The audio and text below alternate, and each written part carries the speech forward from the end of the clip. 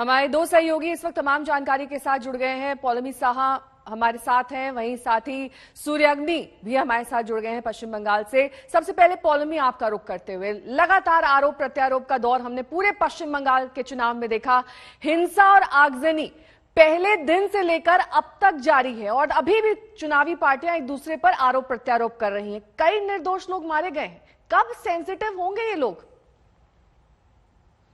जी, जो दौर शुरू हुआ है इलेक्शन रिजल्ट्स के बाद नेहा, वो काफी ही दुर्भाग्यपूर्ण है। काफी वायलेंस की जो रिपोर्ट्स हैं, हिंसा की रिपोर्ट्स हैं, वो लगभग हर तरफ से आ रही है इस प्रदेश में। चाहे आप बीरभूम की बात कर लो, पूर्व बर्धमान की बात कर लो, यहाँ तक कि कोलकाता की बात कर लो, या फिर नॉर्थ 24 परगनास, साउथ 24 परगनास, इन जिलों की बात कर लो, हर तरफ से ऐसी खबरें आ रही है। कुछ लोगों से मैंने खुद बात की है, जैसे कि नानूर असेंबली सीट है बीरभूम में, वहां से काफी जो है डिस्टर्बिंग रिपोर्ट्स सामने आ रहे हैं कि महिलाओं के ऊपर अत्याचार हुआ है। वहां से लोग भागे हुए हैं अपने घरों से, डर के मारे खेतों में रात बिता रहे हैं। खाने पीने को उनके पास कुछ नहीं है, क्योंकि वो डर गए हैं घर लौटने से, अगर उन पर कोई हमला ना हो जाए। वहां के जो बीजेपी के प्रत्याशी थे, वो खुद नानूर से बचते बचाते पुलिस प्रोटेक्शन में निकले हैं, और उनसे मेरी बात हुई और उन्होंने कहा एक तरह से पूरी तरह से अराजकता फैल चुकी है। उन्होंने पुलिस को फोन लगाने की कोशिश की तो किसी ने फोन नहीं उठाया। पूरी तरह से एक तरह से हार मान चुके हैं, और ऐसी ही रिपोर्ट्स हर तरफ से आ रही है। टीएमसी का खुद भी कहना है कि हमारे भी कार्यकर्ता मारे गए हैं। जो हिंसा की खबरें आ रही हैं वो बहुत दुर्भाग्यपूर्ण है, बेहद दुर्भाग्यपूर्ण और चिंताजनक यहाँ पर पौलमी हालात पश्चिम बंगाल में बने हुए हैं। सूर्याग्नि रॉय भी हमारे साथ जुड़ गए हैं तमाम जानकारी के साथ। सूर्याग्नि, आपसे कुछ ही देर पहले हम तस्वीरें दिखा रहे थे किस तरीके से अभी भी बंगाल जल रहा है। कई जगहों से आगजनी की खबरें आ रही हैं। ये वो जगह हैं जो पहले से ही जूझ रही थी, जहां पर हिंसा होती रहती थी, लेकिन अब पुलिस ने क्या आइडेंटिफाई किया है, कौन सी वो संभावित और सेंसिटिव एरियाज हैं जहां पर इस तरह की हिंसा की घटनाएं हो सकती हैं और इसी के मद्देनजर वहां पर सुरक्षा बढ़ाई गई हो?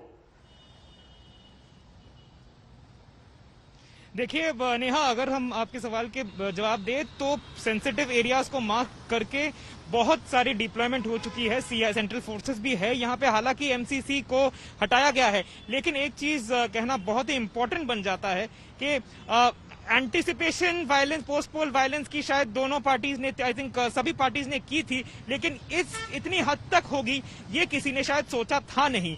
यहाँ पे कल मुख्यमंत्री का शपथ ग्रहण होने वाला है और उसी के बीच में हम लगातार देख रहे हैं कि संडे इवनिंग से, रविवार इवनिंग से ही ऐसे डजन भर खबरें आ रही है कि जहां पे दोनों पार्टियों के बीच में क्लैशेस हुए हैं और पार्टी के दफ्तरों को जलाया गया है और बहुत सारे लोगों की जान भी गई है, जिसमें से बीजेपी का दावा है कि उनके 6 लोगों की जान चली गई है। तृणमूल का भी दावा है कि उन लोगों की जान चली गई, उनके कार्यकर्ताओं की जान चली गई है।